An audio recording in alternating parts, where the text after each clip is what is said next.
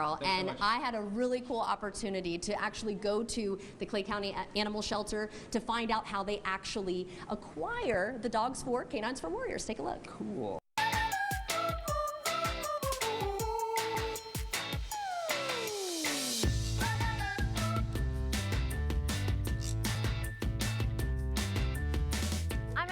The Director of Procurement for the Canines for Warriors. This is Dan Clavel. Thank you so much for joining me today. Thank you. Thanks for having us. So what are we out here to do? I mean, this is really exciting. We're at an animal shelter, and you're going to be testing some dogs to see if they'd be a good fit? Yes. So we're here at Clay County Animal Shelter, and we're evaluating dogs for our canine training program. The dogs that we train are going to be service dogs for warriors suffering from PTSD, military sexual trauma, and traumatic brain injuries. We provide these dogs at no cost to our warriors. So the biggest thing that we're doing here today is making sure that the dogs here are good candidates for that training program. Not every dog's gonna make it through our training program, but at least here we can get an initial evaluation and know that we can bring them into the program to start training.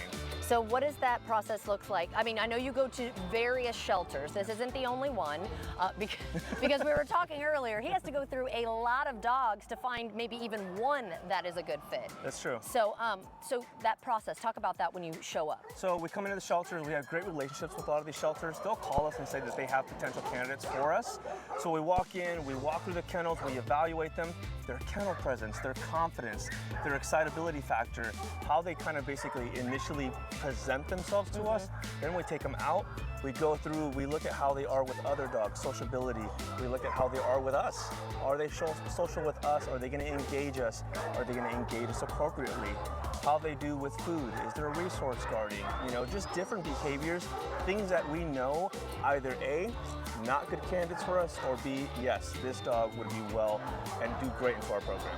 And there's also an age, a height, not necessarily a breed requirement, but talk about that a little bit. So between 10 months and 4 years old, that's what ideally we're looking for. And then 22 inches is ideal for what tasks our service dogs are going to perform for warriors. So we have to take all that, medical factors, a lot of different things that we look at to, again, ensure good candidates for our service dog training program. Right, and even if they might not be a good candidate for you, it doesn't mean they're not adoptable. Right. So you got to keep that in mind too. You can come out and check out the shelters as well. So what's happening behind us at the very moment?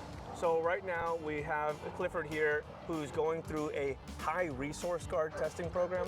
So we're basically evaluating him for resource guarding a high value treat. Is this dog going to respond well to us taking the treat back? How they respond while they have the treat. We'll test that with humans and with other dogs. Again, the point of this is to ensure that they're not going to be of any additional anxiety or stress to a warrior, and that they can fully engage into our training program and be successful. So we'll look at different things like this. We'll do toy drive, we'll do food drive, and again, other dogs will get brought in and see how they do with socializing with other dogs. And I noticed a camera out here. Yes, so we film all of our tests, all of our evaluations. Let's say a dog doesn't work out for our program and we've done an evaluation. We can share some of this information with the shelter staff and say, hey, listen, this dog may not be good for us, but yes, a good candidate for adoption. Also, for our training team back at our campuses, we want to be able to share with them the things that we've seen while we're out here so that they know how to use some of that information for that dog while it's in training. And something that I thought was pretty interesting, one of the other dogs that was brought in, Old Yeller, came up to me a lot. And you said you noticed that as well, because sometimes a dog may be better with a female or maybe with a male, right? So we look at the pairing factor. You know, some dogs want to swipe right or swipe left, depending on the person they're being paired with. So if a dog presents well with a female as opposed to a male, that's something to look at and consider, because as we're getting the dog through training and getting it to that point where it's going to be paired with a warrior, what's going to be that pairing process? What's going to be the best chance at a successful pairing? And if they engage more with a female or a male, that's a good thing for us to know. And then once you pick your dogs, good fit, you're going to start that training program. I know it's going to be different per dog, but on average, about how long does that take? Anywhere between 6 to 8 months. Okay. You know, a lot of it is, again, working through some initial factors. Like Old Yeller, the one from earlier, was a little anxious, right? A little bit of fear, but being able to do some confidence building exercises, that could allow that dog to successfully pass. But we have to kind of basically take them through a longer training process to get them through that point. So 6 to 8 month average. Is there anything else that you want our viewers to know? I mean, it sounds like you guys have really thought about everything here. Well, we always say we think we're getting better at what we do. It's not, it's not a science. Dogs are not robots. Not every dog makes it. We could show up at a shelter and out of 10 dogs find nothing. We could show up at a shelter and out of 10 dogs, all 10 passed. Honestly, it's a crapshoot. We look for the guidance of the shelter staff, for the guidance of volunteers, from the guidance and the training that our team takes into that. But really, we're not a rescue. Our true goal, our mission is to provide service dogs to veterans. So that's what we're ultimately going to go out and do. But if we can help get dogs adopted along the way, that's just an added plus. Wonderful. Well, if someone wants a little bit more information about the organization and what y'all do, where can they go? So caninesforwarriors.org. Our website has all of our information. Again, we are a nonprofit.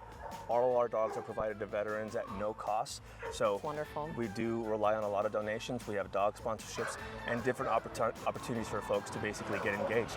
I love it. Well, and you're also a veteran yourself, so thank you for your service. Appreciate it. Thank you. Of course. And if you'd like to see this interview again, you can head to our website, and that's firstcoastliving.net.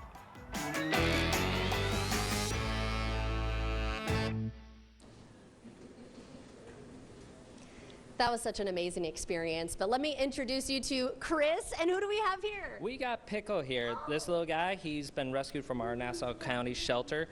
He actually was born in the shelter, and we actually procured him when he was 10 months old, so he's been training us ever since. Oh my gosh, so he's almost ready though. Yep, just about a couple months left. Oh my gosh, this is so amazing. All right, well, I'm gonna hang out with Pickle. David, I'm gonna toss it over to you.